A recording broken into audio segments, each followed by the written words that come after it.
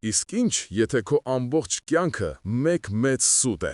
Պատկերացրեք մի սովորական բանվորի, որը մի օր իմանում է, որ ինքը միլիոնատեր ժառանգ է։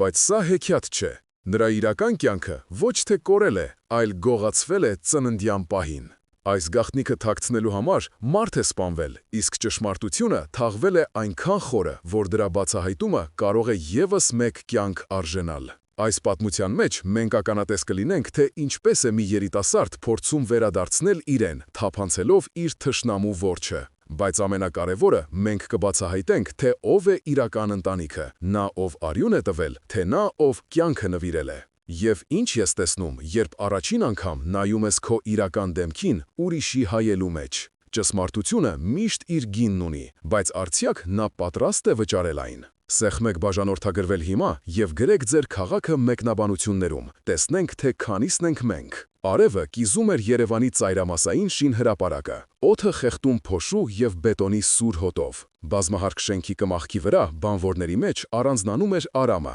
25 տարեկան ամուր կազմվածքով մի երիտասարդ, որի քրտինքը գծեր էր թողել փոշո դեմքին։ Նրա շարժումները կենտրոնացած էին, ճշգրիտ, առանց ավելորդ ջանքի, կարծես ծանր աշխատանքը նրա էության մի մասն էր։ Երբ տարեց բանվոր Սուրենը դժվարությամբ փորձեց բարձրացնել ցեմենտի պարկը, Արամը անմիջապես մոտեցավ։ «Հորեղ բայ Սուրեն, էս քո գործը չի, թող ես կանեմ», հանգիստ ասաց նա, թեթևությամբ պարկը դնելով իր ուսին։ Այդ պահին հին ճաքճքված հեռախոսը զանգեց։ Տեսնելով հարևանուհու անունը, նրա դեմքը մի պահ սառեց անհանգստությունից։ «Ալո, տիկին Գայանե», ասաց նա, և հաջորդ վայրկյանին նրա աշխարհը փուլ եկավ։ «Ինչ, ուր հիվանդանոց», գոռաց նա, գցելով ցեմենտի պարկը, որը բարձր դղրդյունով ընկավ գետնին։ Նա վազեց, չլսելով բրիգադիրի բղավոցները, քանի որ նրա գլխում միայն մեկ միտք էր բաբախում՝ մայրը։ Հիվանդանոցի միջանցքը լի էր դեղերի սուր հոտով և մարդկային ցավի լուր մթնոլորտով։ Արամը ներս խուժեց փոշոտ շորերով, շնչասպառ փնտրելով Աննա Սարգսյանին։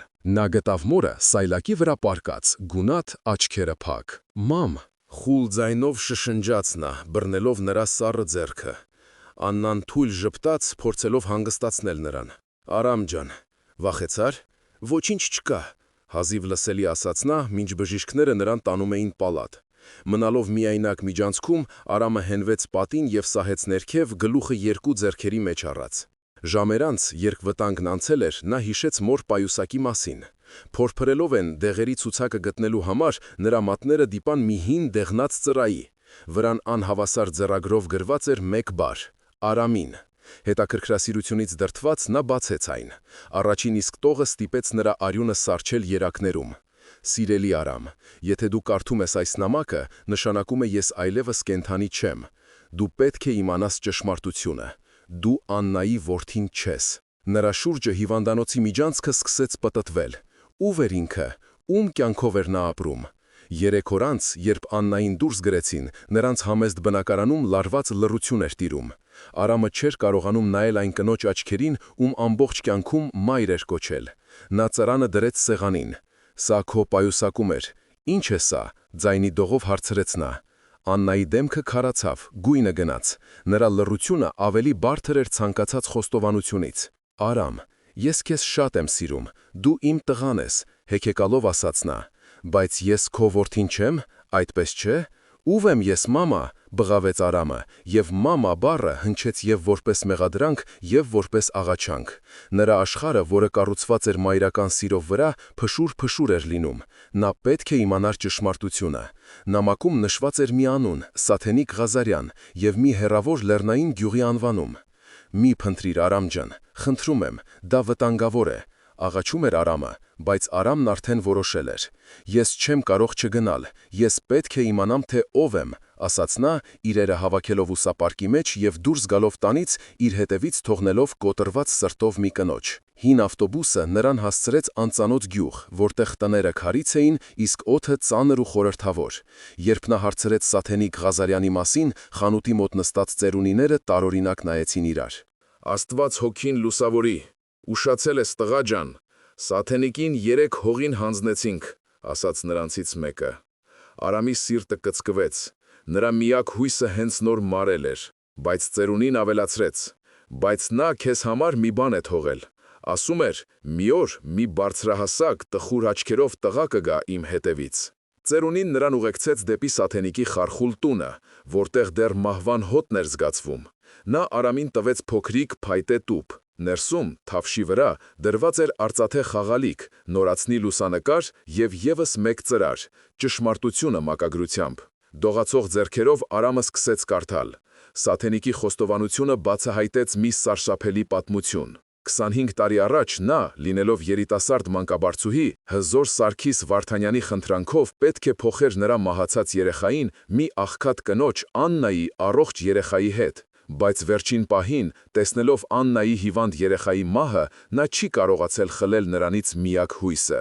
Նա Արամին տվել է Աննային, իսկ Վարդանյաններին ասել, որ նրանց երեխան մահացել է։ Բայց սա դեռ ամենը չէր։ Նամակում ասվում էր, որ Սարգսի եղբայրը Կարենը, ով նախանձում էր եղբորը, դեմ էր ժառանգի գաղափարին։ Մեկ տարի անց Սարգիսը մահացել է կասկածելի ավտովթարից, և Կարենը տիրացել է ամբողջ կարողությանը։ Զգույշ եղիր տղաս, քո իրական անունը Դավիթ Վարդանյան է, և քո վերադարձը կարող է մահացու լինել քեզ համար։ Ավարտվում էր նամակը։ Արամը քարացած նստած էր։ Նա ոչ միայն ուրիշի կյանքով էր ապրել, այլև նրա իսկական կյանքը գողացել էր իր հոր ենթադրյալ մարդասպանը։ Արծաթե խաղալիքի վրա փորագրված էին D և V տառերը։ Սա ապացույց էր, բայց ինչ անել դրա հետ, երբ քո թշնամին այդքան հզոր է։ Վերադառնալով Երևան, նա այլևս նախկին Արամը չէր։ Նա Դավիթ Վարդանյանն էր, մի ուրվական, որը վերադարձել էր արդարություն պահանջելու։ Նա չէր կարող վերադառնալ Աննայի մոտ, ոչ հիմա։ Նա գնաց իր միակ ընկերոջ Տիգրանի մոտ և պատմեց ամեն ինչ։ Արա, դու գիտես ովքեր են Վարդանյանները, այրիր այս թղթերը և մոռացիր, սարսափահար ասաց Տիգրանը։ Բայց Արամը վճռական էր։ Ոչ, ես պետք է ներս մտնեմ, ոչ թե որպես Դավիթ Վարդանյան, այլ որպես ուրիշ մեկը։ Ինձ պետք են ապացույցներ, ասաց նա։ Տիգրանի օգնությամբ նա, որպես Արմեն Պետրոսյան, աշխատանքի անցավ Վարդանյանների շքեղ առանձնատանը, որպես այգեպանի օգնական։ Նա ձեռք սխմեց Կարեն Վարդանյանի հետ, իր հոր սպանության մեջ կասկածվող մարդու, և նրա ներսում ամեն ինչ այրվում էր ատելությունից։ Այգում աշխատելիս նա առաջին անգամ տեսավ իր կենսաբանական մորը, Էլենային։ Կինը տխուր էր, կյանքից կտրված, բայց երբ նրանց հայացքները հանդիպեցին, նրա դեմքին տարակուսանք հայտնվեց։ «Մենք ծանոթ ենք, ձեր աչքերը հիշեցրին ինձ մեկին», մեղմ ձայնով ասաց նա։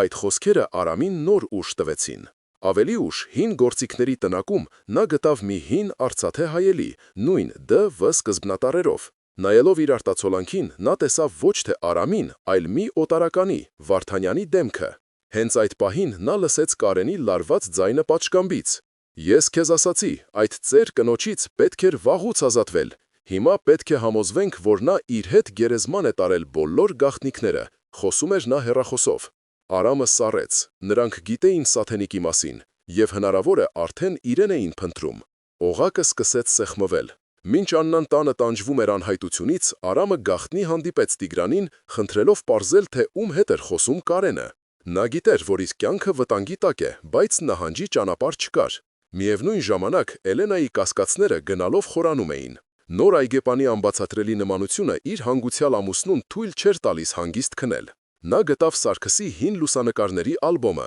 և նմանությունը ապշեցրեց նրան։ Երբ Կարենը մտահոգ տեղեկացրեց, որ այն գյուղում, որտեղ թաղված էր իրենց երեխան, մի ծեր մանկաբարձուհի է մահացել, և նրա մահից առաջ ինչ-որ անծանոթ է նրան այցելել, Էլենայի կասկածները վերածվեցին սարսափելի վստահության։ Այդ գիշեր նա բացեց ամուսնու հին սեյֆը և գտավ նրա գաղտնի օրագիրը։ Դողացող ձեռքերով նա կարդաց Սարգսի խոստովանությունը, երեխայի փոխանակման, Կարենի շանտաժի և մահացու սպառնալիքների մասին։ «Կարենն ինձ հանդիպման է կանչել քաղաքից դուրս, ես վատ բան եմ զգում», գրված էր վերջին կիսատ էջում։ Էլենան հասկացավ ամեն ինչ։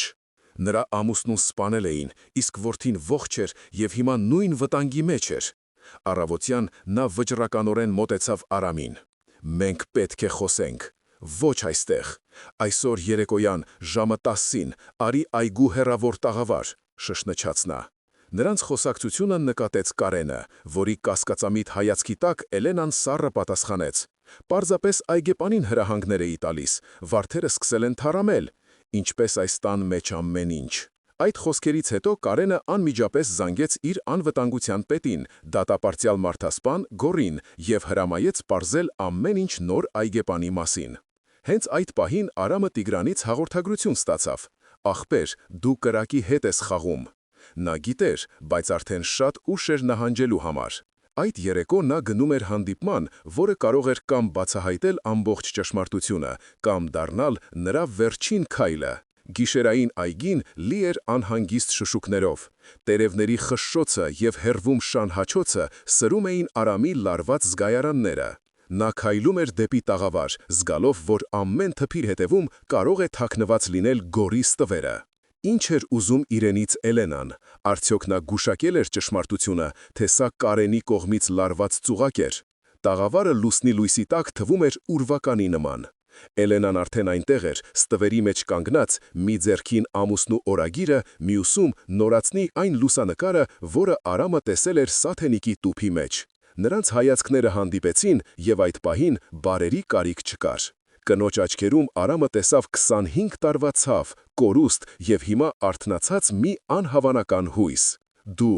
Դու ողջ ես, հազիվ լսելի շշնջաց Էլենան, և արցունքները սկսեցին հոսել նրա այտերով։ Նա քայլ արեց դեպի Արամը, բայց նա հետ քաշվեց։ Այս կինը նրա մայրն էր, բայց նաև մի անծանոթուհի այն աշխարհից, որը գողացել էր իրենից ամեն ինչ։ Ինչպես կարող էիք, խուլ ձայնով հարցրեց Արամը, և այդ հարցի մեջ կար և մեղադրանք, և խորը վիրավորանք։ Ես չգիտեի, հավատա ինձ, նրանք ինձ խաբել են, Սարգիսը նա արել է դա ինձ փրկելու համար, բայց Կարենը նա օգտագործեց մեր ցավը։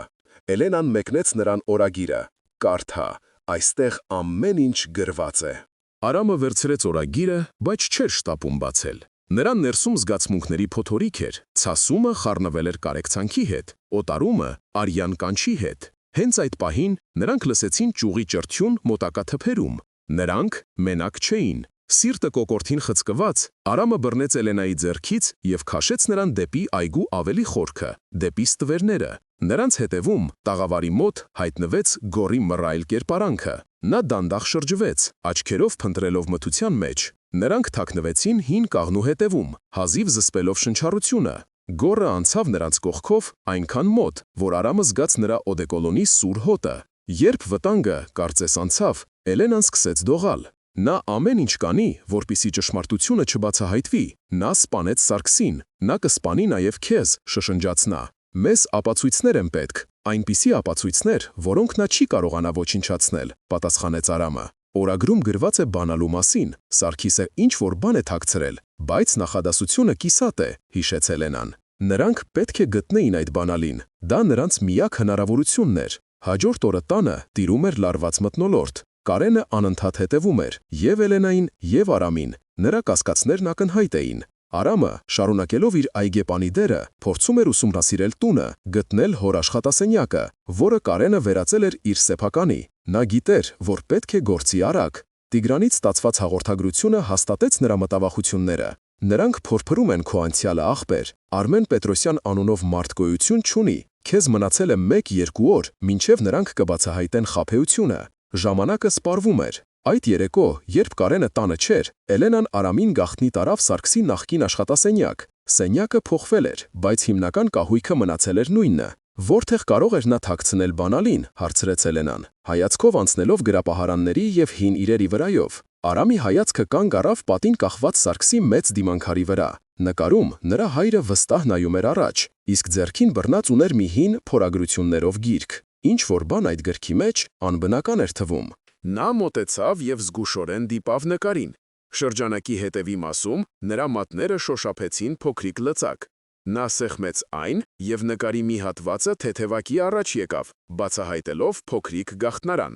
Ներսում, թավշի վրա, դրված էր մի հին, ժանգոտ բանալի և մի ծալված թուղթ։ Էլենան շունչը պահեց։ Արամը հանեց թուղթը և բացեց այն։ Դա բանկային հաշվի քաղվածք էր Շվեյցարիայից, որը բացվել էր Սարգսի կողմից իր մահից 1 շաբաթ առաջ։ Հաշվի վրա հսկայական գումար կար, իսկ նշումների դաշտում գրված էր 1 բառ՝ ապացույց։ Սա այն գումարն էր, որով Կարենը շանտաժի էր ենթարկել եղբորը։ Սա ուղիղ ապացույց էր։ Բայց ինչ էր բացում բանալին։ Եվ ինչպես կարող էին նրանք օգտագործել այս տեղեկությունը, չընկնելով Կարենի ձեռքը։ Հանկարծ նրանք լսեցին մուտքի դռան մոտ մեքենայի ձայն։ Կարենը վերադարձել էր։ Նրանք վայրկյաններ ունեին ամեն ինչ իր տեղը դնելու եւ աննկատ հեռանալու համար։ Նրանք հազիվ հասցրին փակել գաղտնարանը եւ դուրս գալ սենյակից, երբ Կարենը մտավ տուն։ Նա տեսավ նրանց միջանցքում եւ կանգ առավ, սառը հայացքով նայելով։ «Ինչ էիք անում իմ աշխատասենյակի մոտ»։ Նրա ձայնը պողպատի պես սառն էր։ Ես Էլենային օգնում էի գտնել մի հին գիրք,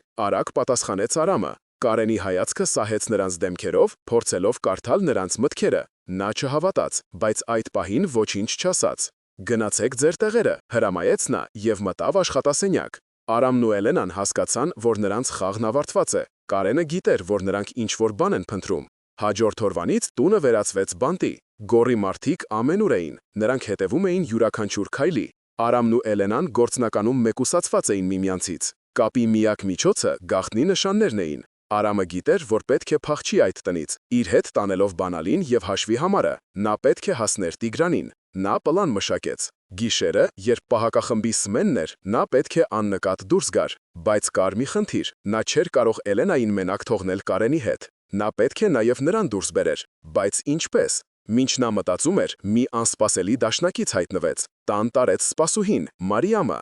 Ով աշխատում էր այս ընտանիքում դեռ Սարգսի օրոք եւ ատում էր Կարենին, մոտեցավ Արամին։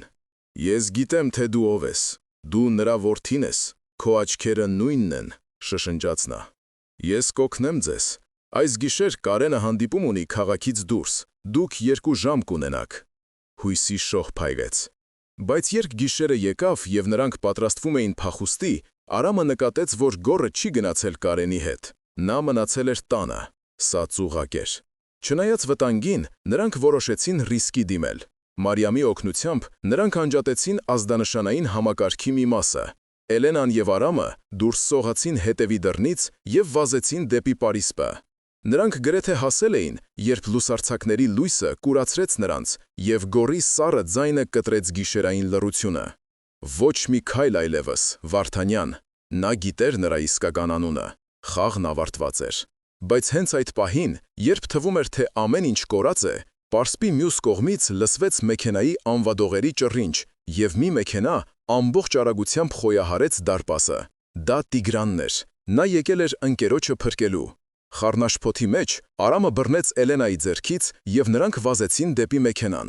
Գորը սկսեց կրակել։ Մի գնդակ դիպած Տիգրանի ուսին, բայց նա շարունակում էր վարել։ Նրանք հեռացան, իրենց հետևից թողնելով կատաղած Գորին եւ ձախողված ծուղակը։ Սակայն փախուստի ճանապարհին, երբ Արամը ստուգում էր իր գրպանները, նրա դեմքը սառեց սարսափից։ Բանալին այնտեղ չէր, նա այն գցել էր խառնաշփոթի մեջ, Վարդանյանների այգում։ Մեքենան սլանում էր գիշերային Երևանի դատարկ փողոցներով, իր հետևից թողնելով անվադողերի ճռինչը եւ ձախողված փախուստի դառնությունը։ Տիգրանը, ցավից կծկվելով, մի ձեռքով բռնել էր վիրավոր ուսը, մյուսով ղեկը։ Հետևի նստարանին Էլենան փորձում էր հանգստացնել դողացող ձեռքերը, իսկ նրա կողքին Արամը քարացած նայում էր առաջ, մտքում անընդհատ կրկնելով մեկ բառ՝ բանալին։ Այն մնացել էր այնտեղ, այգու խոտերի մեջ, Կարենի ձեռքի տակ։ Առանց այդ բանալու շվեյցարական բանկի հաշվի մասին տեղեկությունը գրեթե անօգուտ էր։ Նրանք ունեին ապացույցի մի կտոր, բայց կողպեքը, որը այն պետք է բացեր, կորած էր։ Ուր ենք գնում, խրպոտ ձայնով հարցրեց Տիգրանը։ Սա լավ հարց էր։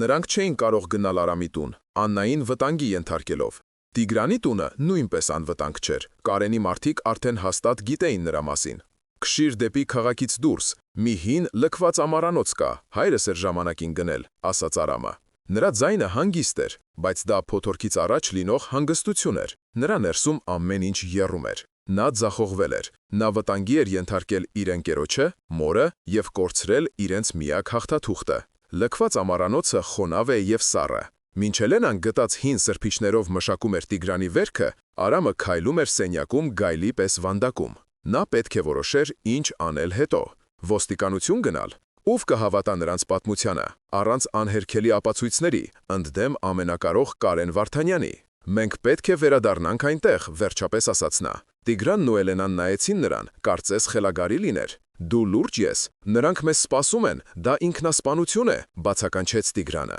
Ես չեմ ասում մտնենք գլխավոր դռնից, բայց մենք պետք է վերցնենք այդ բանալին, առանց դրա մենք պարտված ենք, համառեց Արամը։ Նրա հայացքում այնպիսի վճռականություն կար, որ վեճը անիմաստ էր։ Միևնույն ժամանակ Վարդանյանների առանձնատանը քաոս էր տիրում։ Կարենը կատաղած էր։ Նա քայլում էր իր աշխատասենյակում հայհոյանքներ տեղալով գոռի գլխին։ Ինչպես կարող էիր բաց թողնել նրանց 3 հոգու, քո ամբողջ պահակախմբով, գոռում էր նա։ Գոռը լուռ կանգնած էր, դեմքին անթափանց արտահայտություն։ Բայց երբ Կարենը մի պահ լռեց, նա սեղանին դրեց մի փոքրիկ ժանգոտ բանալի։ Նրանք սա գցեցին փախուստի ժամանակ, հանգիստ ասաց նա։ Կարենը կանգ առավ, նա վերցրեց բանալին, զննեց այն։ Նա չգիտեր, թե սա ինչի բանալի է, բայց եթե նրանք այդքան ռիսկի էին դիմել դրա համար, նշանակում է դա կարևոր է։ Գտիր նրանց։ Ուզում եմ, որ նրանց գտնես մինչև արևածագը, եւ ես ուզում եմ, որ նրանց ասեն, թե սա ինչի բանալի է, սառը հրամայեց նա։ Այդ պահին նրա հեռախոսը զանգեց։ Աննա էր։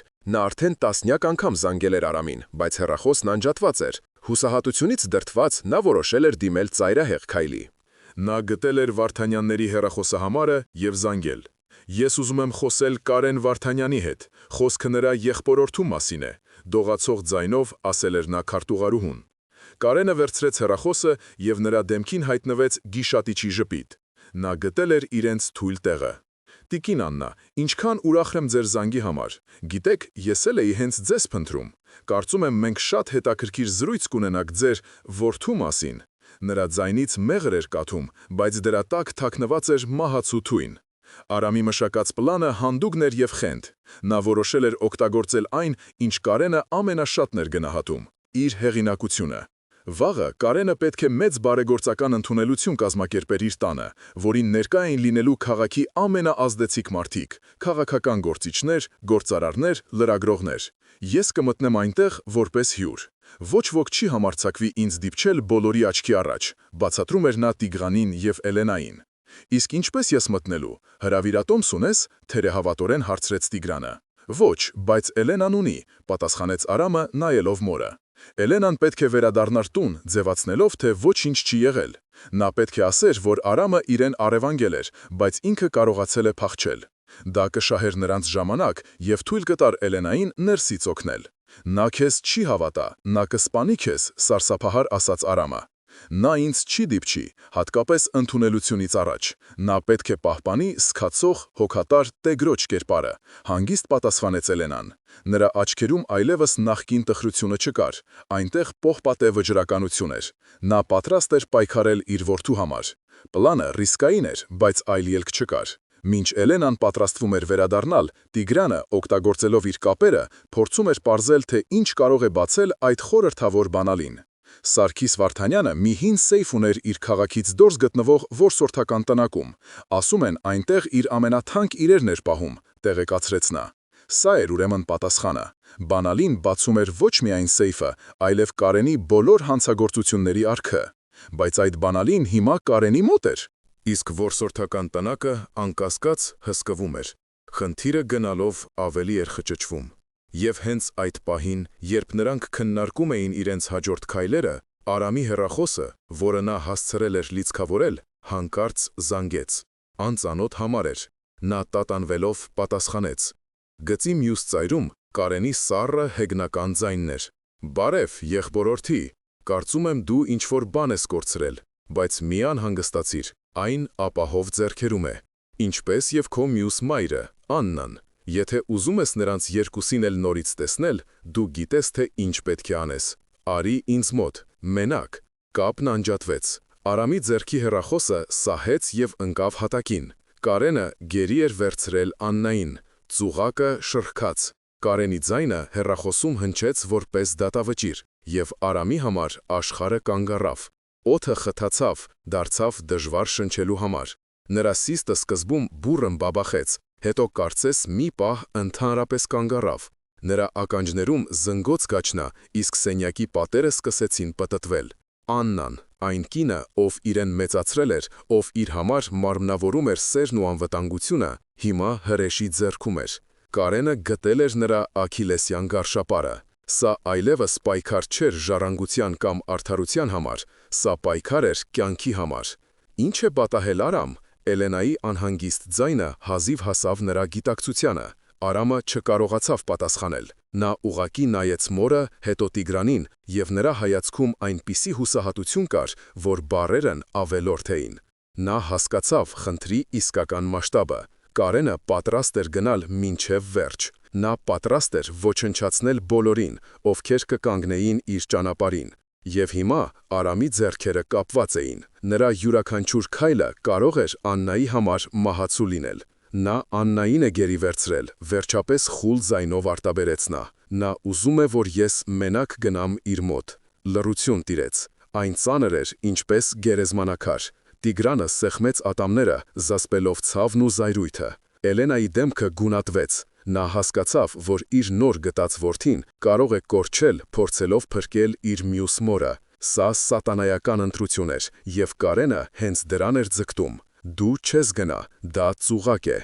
Նա քեզ կսպանի և հետո կազատվի Աննայից, վճռականորեն ասաց Տիգրանը։ Բայց ես ինչ անեմ, թողնեմ, որ նա տանջի Աննային։ Ես չեմ կարող։ Արամի ձայնը կոտրվեց։ Նրա ներսում պայքար էր մղվում։ Մի կողմից վրեժի ծարավը և ճշմարտությունը վերականգնելու ցանկությունը, մյուս կողմից այն կնոջ հանդեպ պարտքի զգացումը, ով իրեն կյանք էր նվիրել։ Էլենան մոտեցավ նրան և ձեռքը դրեց ուսին։ Մենք պետք է մտածենք, պետք է լինի մի ուրիշ ճանապարհ։ Կարենը ինքնավստահ է, բայց ոչ անխոցելի։ Նա սխալ թույլ կտա։ Նրա ձայնը հանգիստ էր, բայց դրա տակ թաքնված էր պողպատե կամք։ Նրա խոսքերը մի փոքր սթափեցրին Արամին։ Նրանք պետք է գործեին ոչ թե զգացմունքներով, այլ սառը դատողությամբ։ Նրանք պետք է գտնեին Կարենի թույլ կողմը։ Եվ հանկարծ Արամի մտքով մի միտք անցավ. բարեգործական ընդունելությունը։ Այն դեռ ուժի մեջ էր։ Կարենը չէր չեղարկի այն, քանի որ դա կվնասեր նրա ամբից կերպարին։ Մեր պլանը չի փոխվում, ասաց Արամը։ Էլենա, դու կվերադառնաս տուն, ինչպես պայմանավորվել էինք։ Տիգրան, ինձ քո օգնությունն է պետք։ Մենք պետք է գտնենք, թե որտեղ է նա պահում Աննային։ Իսկ ես կգնամ այդ ընդունելությանը, բայց ոչ որպես զոհ, այլ որպես որսորդ։ Նրա աչքերում վտանգավոր կրակ վառվեց։ Հուսահատությունը սկսում էր վերածվել սառը, հաշվարկված ցասման։ Նա պատրաստվում էր Կարենի խաղը խաղալ, բայց իր կանոններով։ Էլենայի վերադարձը դրամատիկ էր։ Նա մտավ տուն հագուստը պատառոտված, դեմքին սարսափի արտահայտություն։ Նա Կարենին պատմեց հորինված մի պատմություն այն մասին, թե ինչպես է այդ հրեշը Արամը իրեն ստիպել փախչել, բայց ինքը կարողացել է խորամանկությամբ ազատվել։ Կարենը լսում էր դեմքին խնամքով պատկերված կարեկցանք, բայց նրա աչքերը սառն էին և անվստահ։ Նա չհավատաց, բայց ձևացրեց, թե հավատում է։ Ամեն ինչ լավ կլինի, սիրելիս, դու հիմա անվտանգ ես, ասաց նա, գրքելով Էլենային։ Այդ գրքում Էլենան զգաց օձի սառնությունը։ Նա գիտեր, որ ինքը նույնպես գերի է, պարզապես իր վանդակը ոսկեզոծ է։ Միևնույն ժամանակ Տիգրանը, օգտագործելով իր բոլոր համակարգչային հմտությունները, փորձում էր հետևել Կարենի մարդկանց շարժին։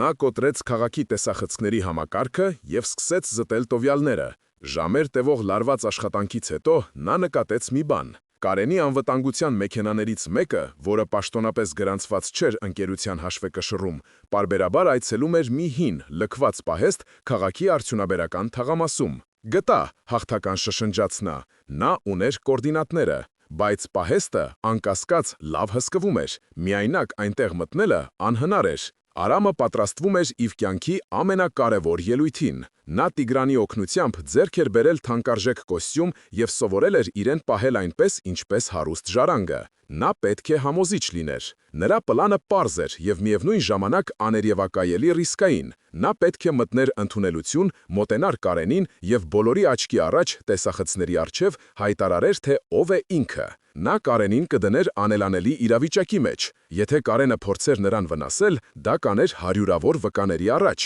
Եթե նա ժխտեր, Արամը կներկայացներ իր ունեցած ապացույցները, Սաթենիկի նամակը, լուսանկարը, շվեյցարական հաշվի մասին տեղեկությունը։ Դա գուցե բավարար չլիներ դատարանի համար, բայց հասարակական կարծիքի դատաստանը կործանարար կլիներ Կարենի համար։ Դա նրա միակ զենքն էր, հրապարակայնությունը, բայց այդ զենքը կարող էր երկսայրի լինել։ Ինչ կլիներ, եթե ոչ ոք նրան չհավատար։ Ինչ կլիներ, եթե Կարենը կարողանար իրավիճակը շրջել իր օգտին, ներկայացնելով Արամին որպես խելագար շանտաժիստի։ Եվ ամենակարևորը, ինչ կլիներ Աննայի հետ, եթե պլանը ձախողվեր։ Արամը քշում էր այդ մտքերը։ Նա այլևս վախենալու իրավունք չուներ։ Նա նայեց հայելու մեջ։ Այնտեղից նրան նայում էր ոչ թե աշխատավոր Արամը, այլ վճռական և սառնասիրտ Դավիթ Վարդանյանը։ Նա պատրաստ էր։ Բայց հենց այն պահին, երբ նա պատրաստվում էր դուրս գալ, նրա հեռախոսին մի լուսանկար եկավ անծանոթ համարից։ Լուսանկարում Աննան էր, կապված աթոռին, դեմքին կապտուկներ։ Նրա տակ գրված էր. «Միայն մեկ սխալ քայլ, եւ դու նրան այլևս կենդանի չես տեսնի»։ Խաղի կանոնները նորից փոխվեցին։ Կարենը նրանից մի քայլ առաջ էր։ Նա կանխատեսել էր Արամի հնարավոր քայլը եւ հիմա նրա ձեռքում էր պահում գլխավոր հաղթաթուղթը՝ Աննայի կյանքը։ Արամը հասկացավ, որ ընկել է մահացու ծուղակի մեջ, որտեղ ցանկացած ելք տանում է դեպի կործանում։ Աննայի լուսանկարը Արամի հեռախոսի էկրանին սառը լույսով էր լուսավորում նրա քարասած դեմքը։ Կարենի ուղերձը ոչ թե սպառնալիք էր, այլ շղթա, որը կապում էր նրա ձեռքերն ու ոտքերը։ Նրա մտքերը խառնվել էին։ Մի կողմից հրապարակային մերկացման հանդուգն պլանը, մյուս կողմից Աննայի կյանքը, որը կախված էր մազից։ Նա զգում էր իրեն անկյուն քշված գազանի պես, որի համար ցանկացած շարժում կարող է վերջինը լինել։ Ինչ ընտրել՝ վրեժը, թե սերը, արդարությունը, թե կյանքը։ Տիգրանն ու Էլենան լուր նայում էին նրան, հասկանալով, որ որոշումը միայն իրենն է։ Եվ հենց այդ հուսահատության գագաթնակետին, երբ թվում էր, թե բոլոր ճանապարհները փակեն, Տիգրանի հեռախոսը զնգաց։ Դա նրա ծանոթն էր, այն մարդը, ով Արամին օգնել էր աշխատանքի տեղավորվել Վարդանյանների տանը։ Տիգրան, ես չգիտեմ ինչ խաղերի մեջ եք ընկել, բայց ինձ նոր զանգեցին, քո ընկերոջ Արամի մասին էին հարցնում, ոչ թե Արմենի, այլ Արամի, եւ զանգողը ոստիկանությունից չէր, դա Գոռն էր, Կարեն Վարդանյանի շունը։ Նրանք գիտեն նրա իսկական անունը։ Բայց ամենատարօրինակը դա չէր, նրանք հարցնում էին ոչ միայն նրա, այլև նրա մոր, Աննա Սարգսյանի մասին։ Հարցնում էին, թե արդյոք նա վերջին 25 տարում որևէ կապ է ունեցել Սաթենիկ Ղազարյանի հետ։ Այս վերջին նախադասությունը կարծես սովորական տեղեկություն լիներ, բայց Արամի գիտակցության մեջ այն պայթեց ռումբի պես։ Ինչու պետք է Կարենին հետաքրքրեր Աննայի եւ Սաթենիկի հնարավոր կապը, եթե Աննան ընդամենը պատահական աղքատ մի կին էր, ում երեխային գողացել էին։ Եթե Սաթենիկի պատմությունը ճիշտ էր, ապա Աննան այս պատմության մեջ ընդամենը զոհ էր, ոչ թե մասնակից։ Այդ դեպքում ինչու պետք է Կարենը կասկածեր նրանց միջև դավադրության մեջ։ Մի սառը, սարսափելի կասկած սկսեց սողալ Արամի մտքով։ Նա հիշեց Աննայի խոսքերը, երբ նա աղաչում էր չփնտրել ճշմարտությունը։ Դա վտանգավոր է, ասում էր նա, բայց ում համար էր վտանգավոր՝ միայն Արամի, թե նաև իր։ Նա հիշեց Աննայի սարսափը, երբ տեսավ Սաթենիկի նամակը։ Դա միայն որդուն կորցնելու վախ էր, թե նաև բացահայտվելու սարսափ։ Տիգրան, ինձ պետք է Սաթենիկի երկրորդ նամակը, հիմա, հրամայեց նա։ Տիգրանը տարակուսած, բայց անմիջապես հանեց նամակը իր պայուսակից։ Արամը վերցրեց դեռնած թերթիկները և սկսեց կարդալ, բայց այս անգամ ոչ թե որպես զոհ, այլ որպես քննիչ։ Նա կարդում էր ոչ թե այն, ինչ գրված էր, այլ այն, ինչ բաց էր թողնված։ Սաթենիկը գրում էր, որ չկարողացավ խլել Աննայից իր միակ ուրախությունը։ Բայց ինչպիսի ուրախություն կարող էր լինել մահամերձ երեխան։ Նա գրում էր, որ փրկեց երկու կանանց, բայց արդյոք դա այդպես էր։ Եվ հետո նա հասավ այն հատվածին, որը նախկինում աննշան էր թվացել։ Այդ պահին Աննայի երեխան իր վերջին շունչը տվեց, եւ ես որոշեցի։ Ես Սարգսին ասացի, որ փոխանակումը տեղի է ունեցել, իսկ քեզ տվեցի Աննային, ասելով, որ իր երեխան հրաշքով փրկվել է։ Հրաշքով փրկվել է։ Այս բառերը հանկարծ նոր, սարսափելի իմաստ ստացան։ Արամի շնչառությունը կանգ առավ, նրա ուղեղը սկսեց տենդագին աշխատել, միացնելով կտորները, որոնք նախկինում անհամատեղելի էին թվում։ Աննայի հուսահատ սերը, նրա վախը ճշմարտությունից, Կարենի կասկածները նրա հանդեպ, եւ այն փաստը, որ Սաթենիկը իր նամակում ոչ մի բառ չէր գրել այն մասին, թե ինքը Աննան ինչպես արձագանքեց իր երեխայի հրաշքով փրկությանը։ Իսկ ինչ եթե Աննան գիտեր։ Ինչ եթե նա ոչ թե պասիվ զոհ էր, այլ ակտիվ մասնակից։ Ինչ եթե նա ինքն էր խնդրել Սաթենիկին փոխել երեխաներին, իր մահացող երեխային փոխարինելով առողջ, ուժեղ տղայով։ Ինչ եթե նրա սերը ոչ թե անձնազոհ էր, այլ եսասիրական, ոչ թե պարգև, այլ գողություն։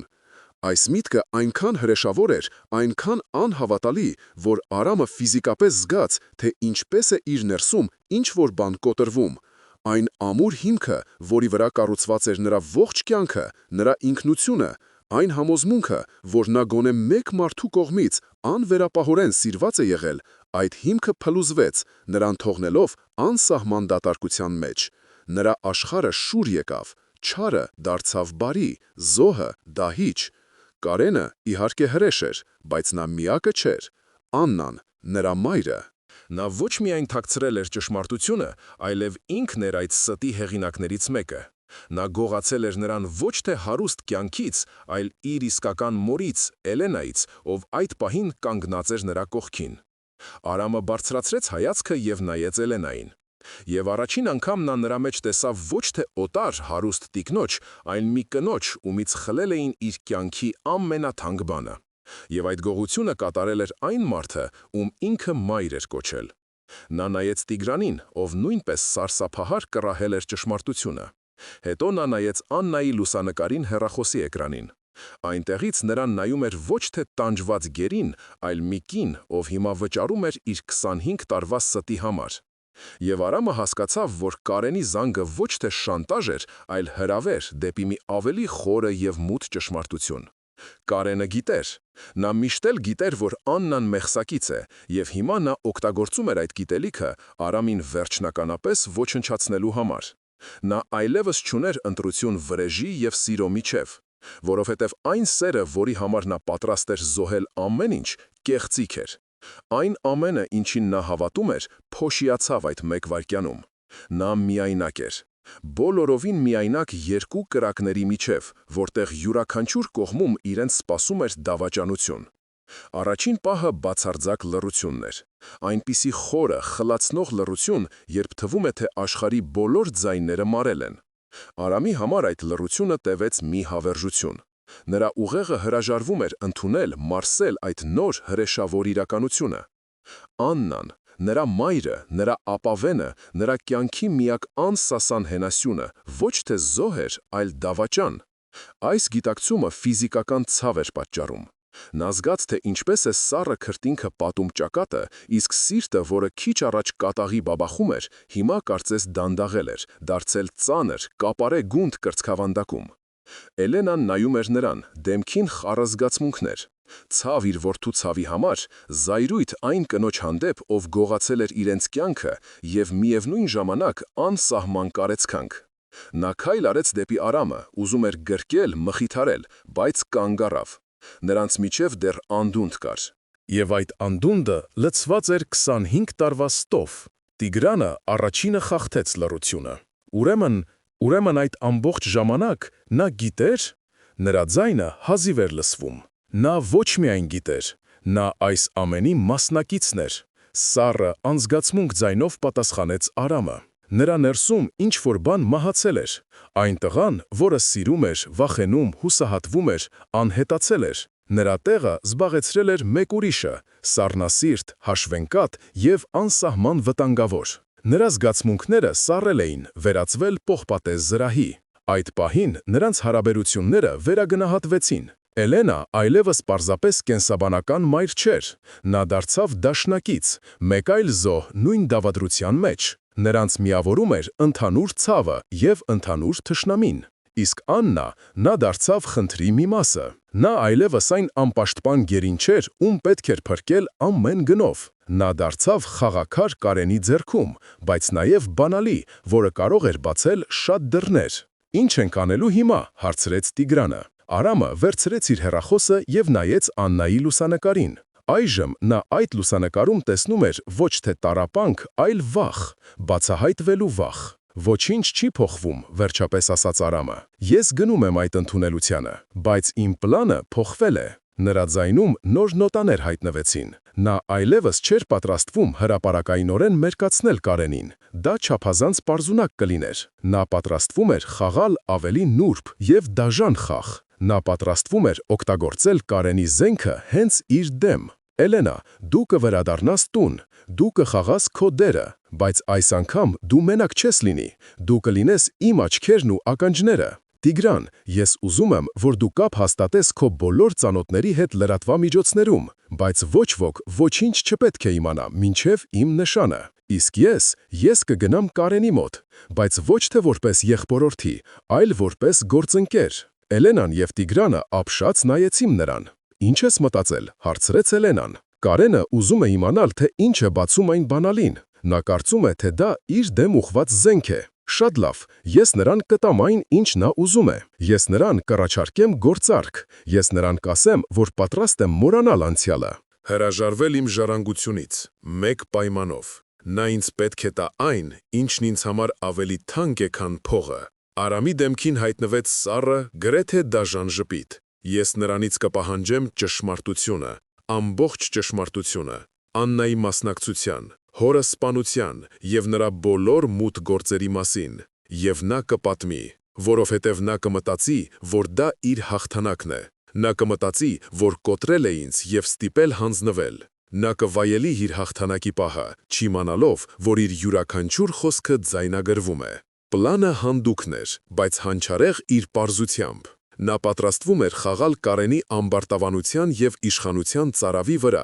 Նա պատրաստվում էր թույլ տալ, որ թշնամին ինքն իրեն մատնի, բայց կար մի թույլ կողմ՝ Աննան։ Ինչ անել վրա հետ։ Արդյոք նա պետք է փրկի այն կնոջը, ով դավաճանել էր իրեն։ Արդյոք նա կարող էր զոհաբերել նրան հանուն արդարության։ Այս հարցը տանջում էր նրան։ Նրա սառը զրահի տակ դեռ ապրում էր այն տղան, ում Աննան մեծացրել էր։ Եվ նա չէր կարող պարզապես ջնջել 25 տարվա սերը, նույնիսկ եթե այն կառուցված էր ստի վրա։ Իսկ Աննան, զգուշորեն հարցրեց Էլենան, կարծես կարդալով նրա մտքերը։ Արամը երկար լռեց։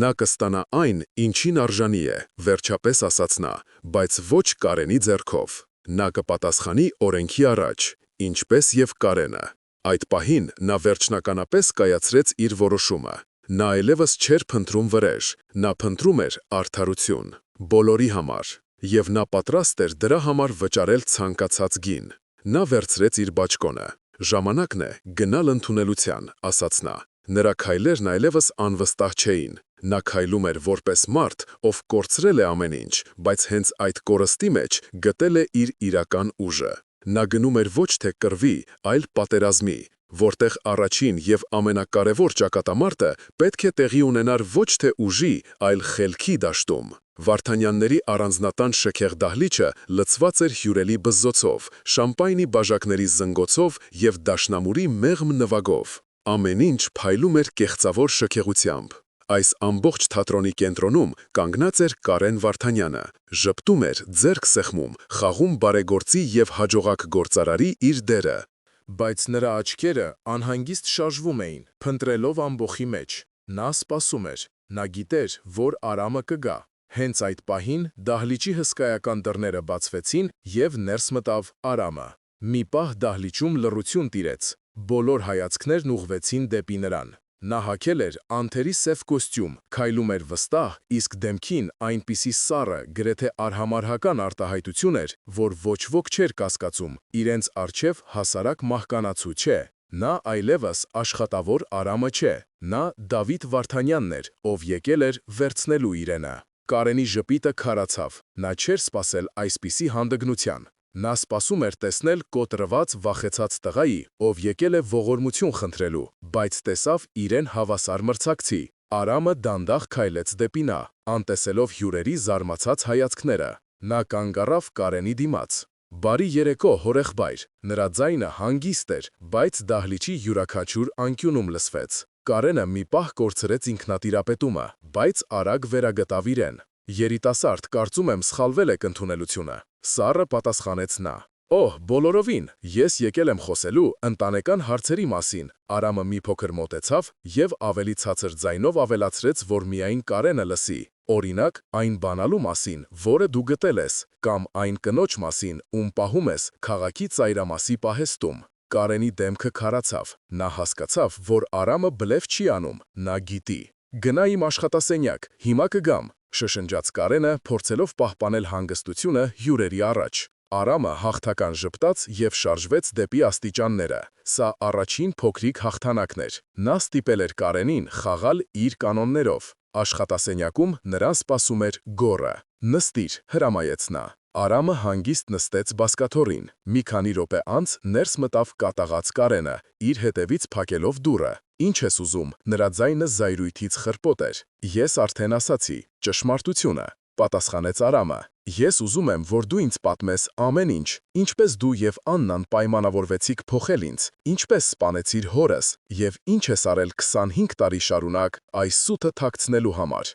Կարենը բարձրացային ծիծաղեց։ Դու խենթ ես, ինչու պետք է ես քեզ ինչ-որ բան պատմեմ։ Դու իմ ձեռքում ես, քո մայրը իմ ձեռքում է։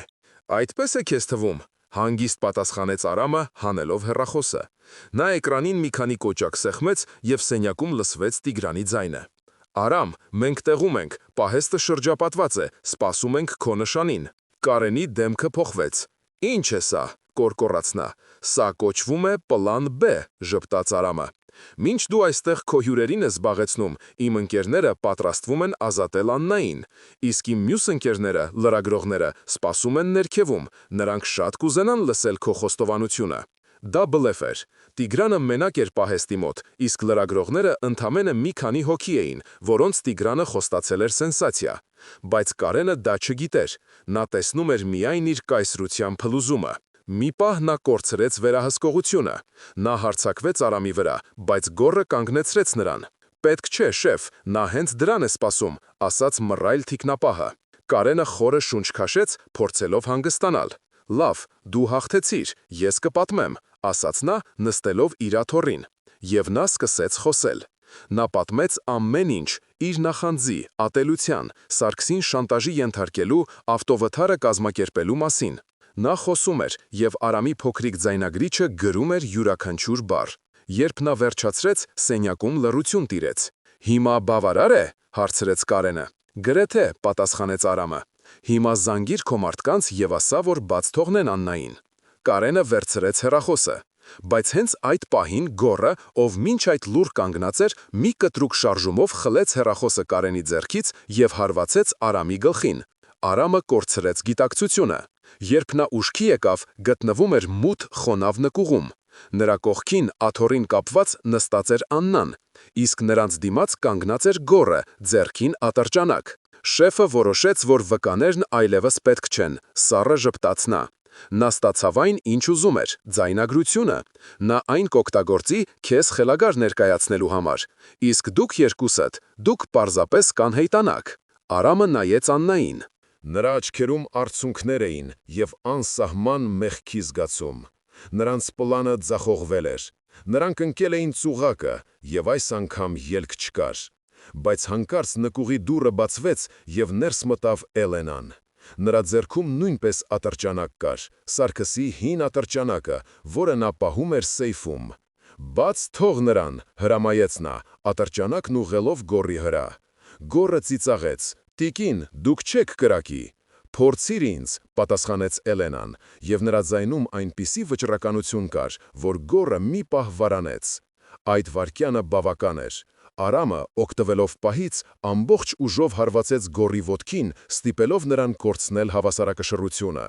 Կրակոց հնչեց։ Կրակոցի ձայնը խլացուցիչ արձագանքեց նկուղի քարե պատերից։ Մի պահ ժամանակը կարծես սառեց։ Գոռի դեմքին զարմանքի եւ ցավի արտահայտություն հայտնվեց։ Նա դանդաղ նայեց իր կրծքին, որտեղից արյուն էր հոսում, հետո անհավատ հայացքով նայեց Էլենային։ Կինը, որին նա միշտ համարել էր թույլ եւ կոտրված, կանգնած էր ձեռքին դեռ ծխացող ատրճանակը, հայացքը պողպատի պես սառը։ Գոռը ծանր հառաչանքով ընկավ գետնին։ Բայց սա դեռ վերջը չէր։ Նկուղի դռան մոտ հայտնվեց Կարենը։ Նա տեսավ ընկած գորին, զինված Էլենային եւ ազատվելու եզրին գտնվող Արամին։